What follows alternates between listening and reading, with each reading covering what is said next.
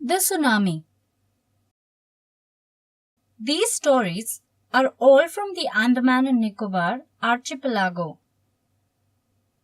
Ignatius was the manager of a cooperative society in Kutchal. His wife woke him up at 6 a.m. because she felt an earthquake. Ignatius carefully took his television set off its table and put it down on the ground so that it would not fall and break.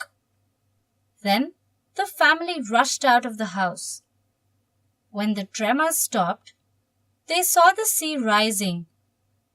In the chaos and confusion, two of his children caught hold of the hands of their mother's father and mother's brother and rushed in the opposite direction. He never saw them again.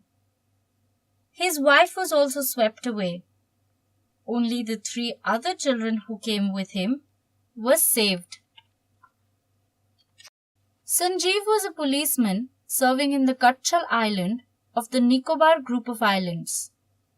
He somehow managed to save himself, his wife, and his baby daughter from the waves. But then he heard cries for help from the wife of John, the guest house cook. Sanjeev jumped into the water to rescue her, but they were both swept away.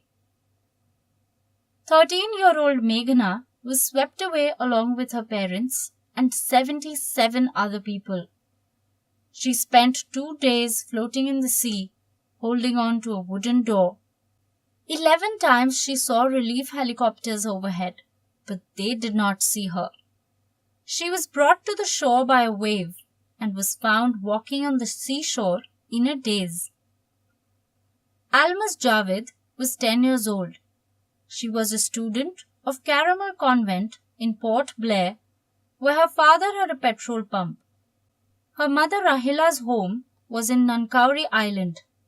The family had gone there to celebrate Christmas. When the tremors came early in the morning, the family was sleeping. Alma's father saw the seawater recede. He understood that the water could come up, rushing back with great force. He woke everyone up and tried to rush them to a safer place. As they ran, her grandfather was hit on the head by something and he fell down. Her father rushed to help him. Then came the first giant wave that swept both of them away. Alma's mother and aunts stood clinging to the leaves of a coconut tree, calling out to her. A wave uprooted the tree and they too were washed away. Alma saw a log of wood floating. She climbed onto it. Then she fainted. When she woke up, she was in a hospital in Kamorta.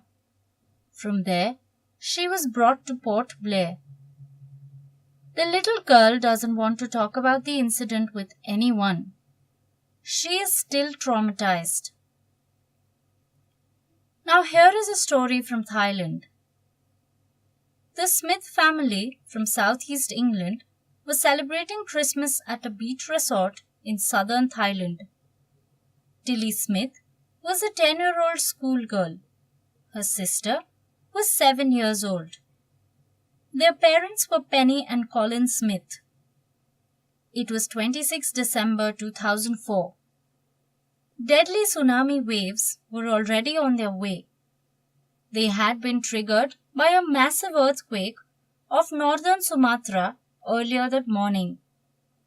The water was swelling and kept coming in, Penny Smith remembered. The beach was getting smaller and smaller. I didn't know what was happening.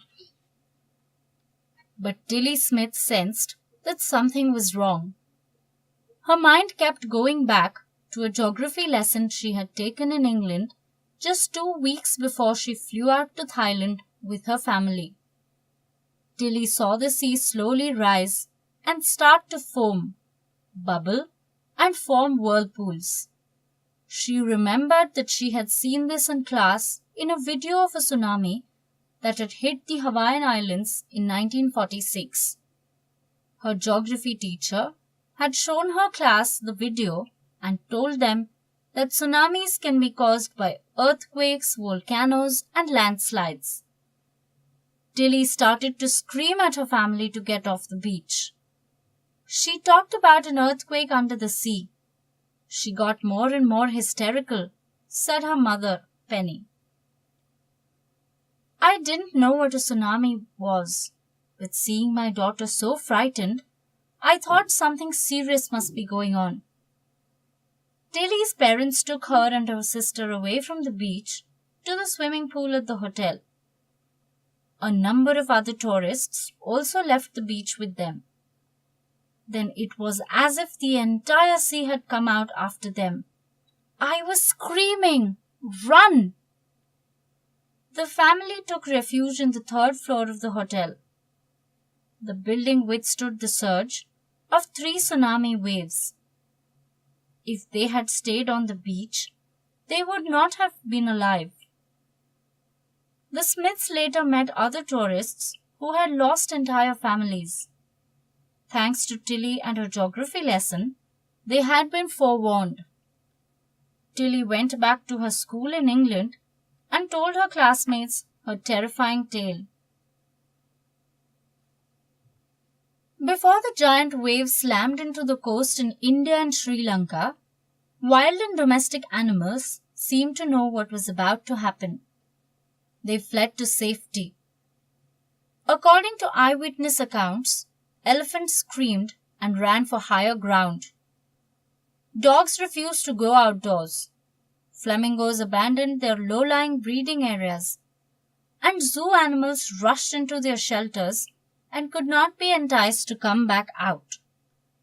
Many people believe that animals possess a sixth sense and know when the earth is going to shake. Some experts believe that the animal's more acute hearing helps them to hear or feel the earth's vibration. They can sense an approaching disaster long before humans realize what's going on. We cannot be sure whether animals have a sixth sense or not. But the fact is that the giant waves that rolled through the Indian Ocean killed more than 150,000 people in a dozen countries, but not many animals have been reported dead. Along India's Cuddalore coast, where thousands of people perished, buffaloes, goats, and dogs were found unharmed. The Yala National Park in Sri Lanka is home to a variety of animals, including elephants, leopards, and 130 species of birds. 60 visitors were washed away from the Patangala beach inside the park. But no animal carcasses were found except for 2 water buffaloes. About an hour before the tsunami hit, people at Yala National Park had observed 3 elephants running away from the Patangala beach.